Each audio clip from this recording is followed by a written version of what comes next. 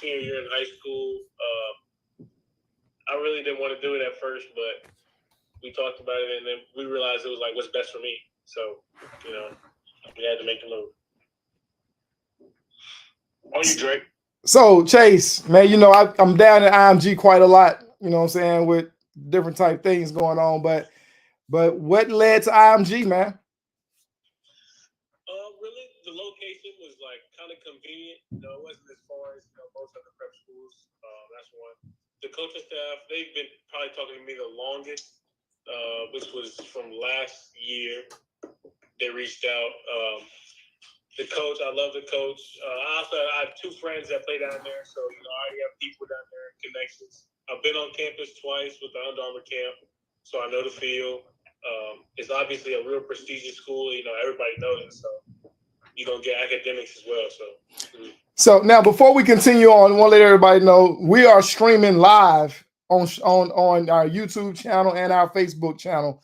But we're also on IG Live. Chase is only on the IG Live and not on the YouTube and the Facebook channel. But we want to let you know we're stepping up our game, going several different platforms at once. But just want to just let everybody know that we are streaming live on our YouTube and our iBall TDB YouTube and iBall TDB Facebook channel. So just want to let everybody know that.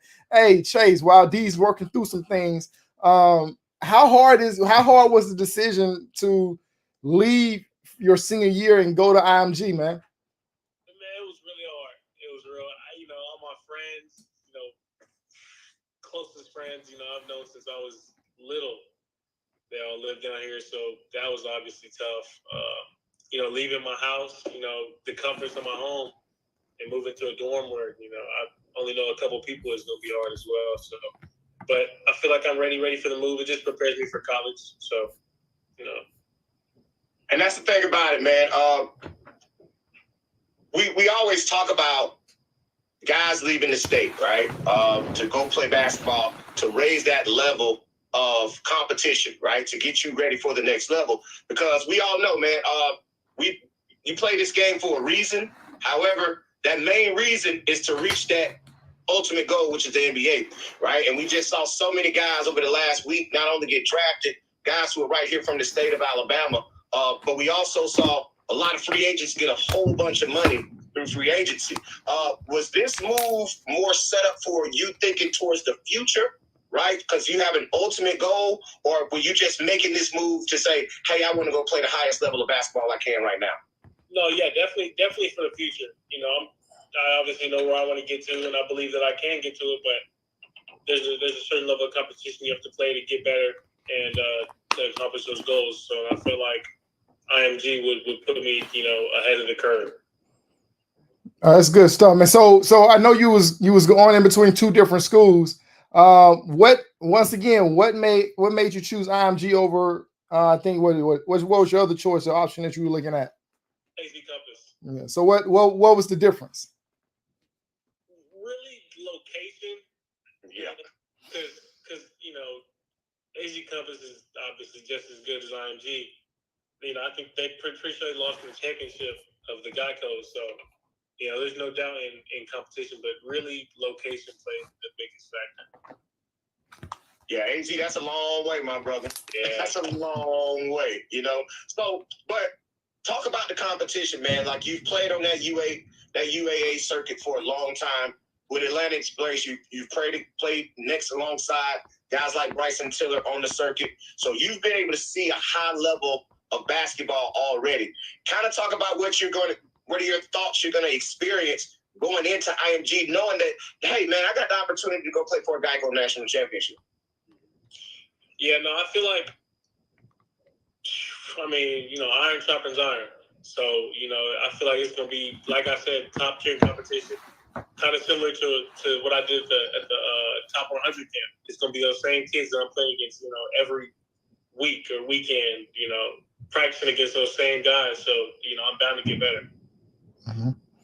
Definitely. So tell us, what are you doing right now in anticipation and preparation for getting down to IMG? Tell us about your day-to-day routine and what you've been doing in the gym and what's some of the things that you've been working on in preparation to get to that level of IMG and playing and competing against some of the best in the country. Yeah, definitely. So today I had a long. I woke up at 7:30 today. I was going to go swim, but it was storming or whatever, thunderclouds around here. So I went to the gym instead. Got abs in, little leg work. Then after that, at 1, I had to go to the gym. Got shots up, ball handling, finishing. All just skill work, whatever.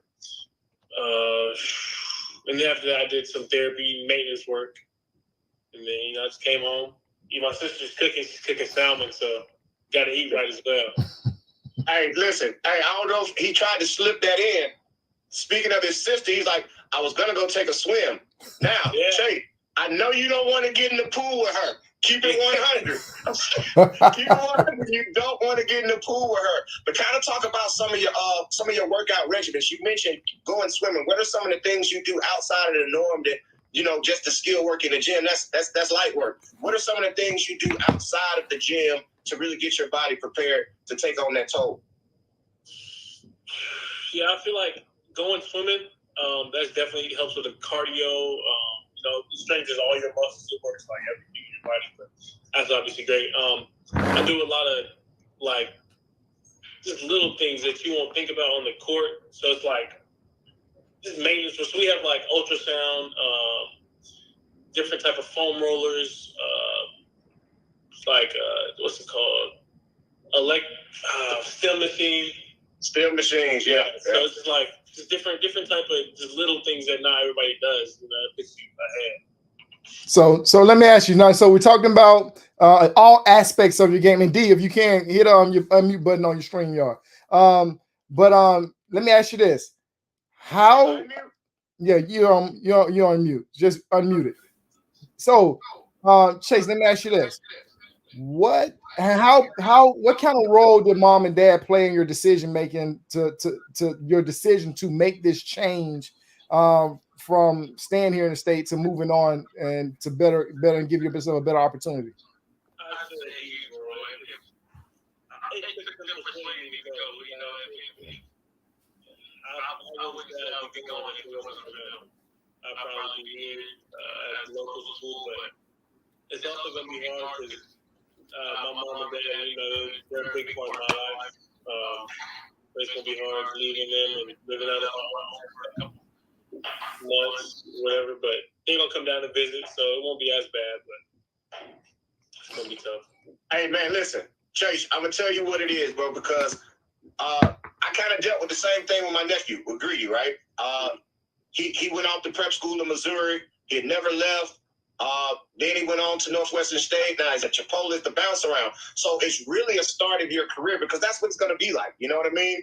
And for you getting an early start on it is really commendable because everybody's not, built to take that step. And it just shows how great your foundation is at home that you'll have the support to be able to go do that. But now let's talk about it, man. On court. What are some of your expectations going into this season? What are some of the things that you want to accomplish? We already know, listen, you got high major Division I offers already. So what are some of the things going into this season at IMG that you want to accomplish personally outside of team goals? Right. Really, I just want to get my name up in those rankings, potentially get on the USA, couple of training camps or whatever, potentially make the team. I'm just trying to get my name out there. So all the NBA scouts, when I get into college, there won't be a new name that they're hearing. It's like, a reoccurring name, obviously strengthen my game. Yeah, that's really it. So you mentioned getting your name out there with the NBA. You just recently left the NBPA Top 100. Tell us a little bit about that experience. Man, it was great. It was probably one of the best camps I've been to. Like the level of competition, every game is it's tough. Like we'll go out there. First game we played Cameron Boozer. Second game, turn around, play Cooper Flag. Mm-hmm. Like you're gonna get better. And if that's what I'm playing, like every day in the NIBC, I'm bound to get better. I got better in those 3 days that we played live games. Mm-hmm. Like if I'm doing that for a whole year. Now, D, let me piggyback. I'm gonna turn it back over to you, D, because I had opportunity to go to the NBPA to top 100 last year. Couldn't make it this year. But that camp and that Jay Billis camp is probably two of the best camps that outside of the iBall TDB camp. outside of the iBall TDB camp, those are probably the two best camps in the country. But because if people really don't, if they've never been, they don't get understanding of what's going on. You're being coached by NBA players, and then on top of that, tell us a little bit about what takes place behind the scenes at the camp, because we see the games, but tell us what takes place behind the scenes. Man, a lot. It's education. They teach you about the game, teach you about previous stories, about like just to educate you about what to do, what not to do, how to manage your money, how to manage your time, how to get your name out there better. It's not like just about the games and the highlights or whatever what everybody else sees. It's a lot more that goes into it. Mm-hmm. Hey, listen, and I'm glad you said that because I messed up today on the podcast because I forgot to hit record. So that's neither here nor there. So I'm shaking it off right now, Chase. You know what I'm saying? I'm shaking off a little disappointment, so I'm fighting through it. But when we were talking, that was one of the things we talked about is talking about going to get the bag, right? It kind of talks about like it's like we kind of shy away from that when it comes to basketball and it comes to sports, and talking about guys who have potential to get to that point. It's like we never want to talk about the bag. But that's what you go to school for. That's what you go to college for. That's what you get a job for. It just so happens you're a very good basketball player with potential.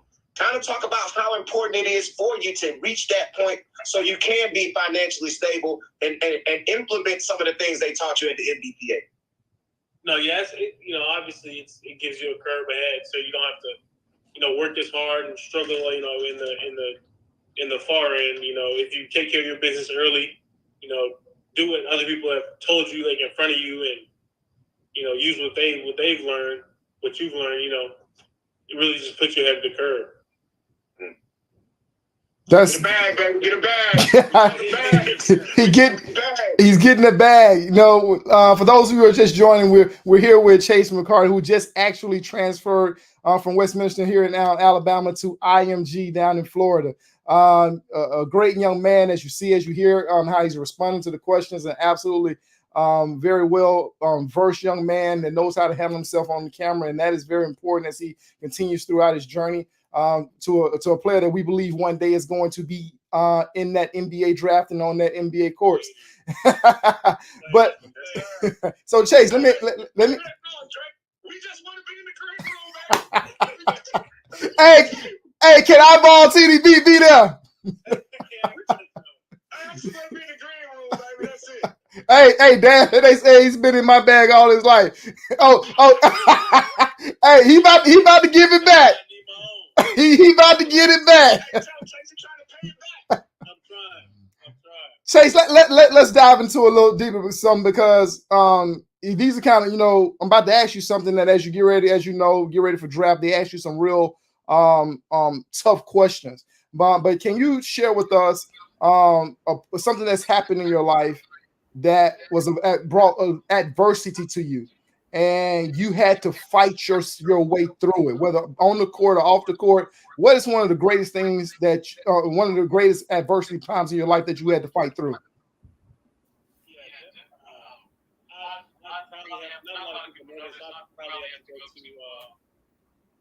When I tore my meniscus at the camp in Memphis. I think that was my freshman summer, going into my sophomore year. I had to have surgery, fight back. It was tough. I couldn't jump. My knees never felt the same, but I fought back. Got better, played even better than what I was back then. Increased my vert 11 inches. Wow. So that's God was big in that moment. That's probably one of the biggest moments. And that's tough right there. 11 inches, boy. Woo-wee. Hey, that's going to work. So, but talk about it.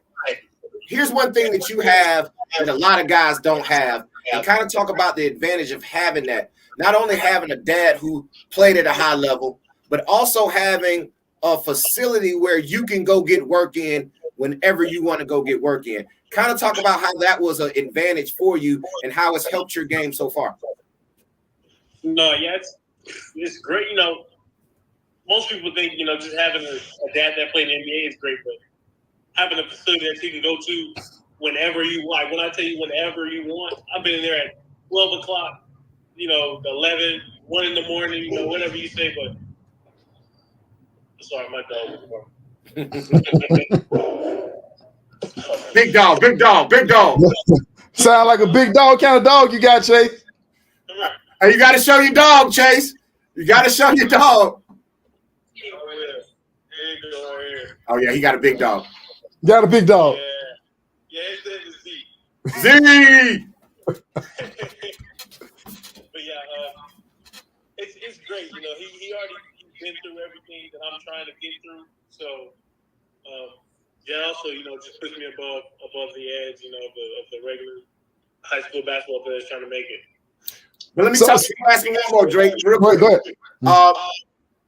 Talk about being around guys, in particular, Kobe Brown, right? Who was just a first-round draft pick.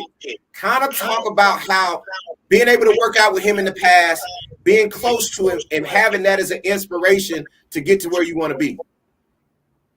Yeah, you know. Hold on, before you answer, did you think he was going first round? I did. Okay. I thought, you know, it's like number 24. I thought he was going to go number 24. You know, but he went to 30. That's still good. First round is, you know, amazing. But yeah, no, it's great. You know, I've been with Kobe since as long as I can remember. You know, in the house making lemonade, making peanut butter jelly sandwiches during COVID. And, you know, it's all just great memories. He's an amazing basketball player. You know, I'm excited for him to go to the next level, but he told me, I'm gonna tell the 29, 28 people on here, he told me we can't wait until number 30 for you. He said you gotta go earlier than 30. You know, so that really encouraged me. And I feel like, you know, he has faith in me that I can go, you know, lottery or higher than 30 first round. So we see it. Yes, sir. So Chase, your dad's been there. He's been there, done that. So on the court and off the court, what are 2 lessons that your dad has taught you that you take with you every single day, that you use on something that he's taught you on the court, and then something that he's taught you off the court that you take with you every day? I do off the court. Off the court, someone's always watching. Like you don't know who's watching. So I try to carry myself, you know, respectable all the time. You know, like the president's watching you, whatever, you know.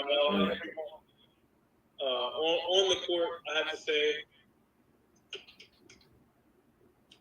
probably just play your hardest. You know, it sounds cliche, everybody says it, but really buying in, playing as hard as you can. Like only not when the offense is going, but when you're off, you know, you still have to play hard, you know, fight through tough situations, and that really will, you know, put you in a position where even if college coaches see you not performing on offense, they'll be like, oh, this kid doesn't give up on plays, he takes charges, gets loose balls. You know, they love that stuff too. Yeah, those type plays get money, man. Like those type plays really get money because, let's be honest, you're a bucket, right? You do a lot. And your versatility is what really makes you an interesting recruit, right? And I'm gonna tell you, bro, I've been watching the chat a little bit, and I don't watch the chat often, but Missouri is heavy in the check-in right now. Hey, I mean, they are super heavy in the check-in, but like, you see him. Hey, listen, I ain't nobody but Coach. That's CY, Coach CY. He didn't pay them folks to come in this chat tonight and start tapping all that. You know what I'm saying? But like, listen, that's kind of what it is. Like being a versatile player that you are, and being able to play multiple positions. And like I say, you're a walking bucket. Once you get to the next level, it's a lot of things that you do now that coaches love that they're not going to ask you to do once you get on campus, right? They're going to have a guy that is going to take all the shots. They're going to have a guy that can do this. They're going to have a guy who can. So kind of talk about even going to a situation like IMG. What are some of the intangible parts of your game that you think is going to get you on the court outside of the obvious? Yeah, going to IMG, I'm not going to say this, but I'm probably not going to get all the shots. You got to do other things. I let my team in charges taken, deflections. So it's just things that nobody else knows that you like doesn't pop up on the stat line that coaches, they love. You know what I mean? That gets you on the court. That tells the coach, oh, you can't take this off the court because he's doing things that no one else will do. That's clutch. That's that gets money, baby. That gets money. That's big time, Chase, because to be honest with you, we didn't know that you led your team in charges and deflections. So like D said, those are things that change games, and those are things that get that bag. But tell us how I'm pretty sure you know how this goes, and you're practicing down at IMG, and you're going to be practicing in front of college coaches like now. You have to go to AAU and you're playing in front of them, but you're going to be practicing in front of college coaches consistently down at IMG. How does that, have you wrapped your mind around that? Man, not really. I haven't even thought about it, but it's amazing. It's, just to have the opportunity to be able to get in the side of college coaches and practice in front of them every day. It's really surreal, but I'm just excited to get on campus. Sad, excited, all of the emotions that are coming through right now. But overall, I'm excited to get on. Man, that's what's up, man. Chase, and I appreciate you taking out plenty of time to chat with your boys tonight, man. We just want to let you know, man, we're definitely proud of you. Listen, I'm hurt personally. I don't want to see you go, right? Y'all know I hit the road and I hit gyms all over, man. I stay in Huntsville. I watched you play live a lot of times last year, and I regret that I'm not going to be able to see it. However, I really think you're going to be great there, man. Go there, put in your work, do what you got to do, and go get your bag. Like let's just keep it 1,000. Go get your bag, because the start of it starts now. You feel what I'm saying? It starts right now. This is where you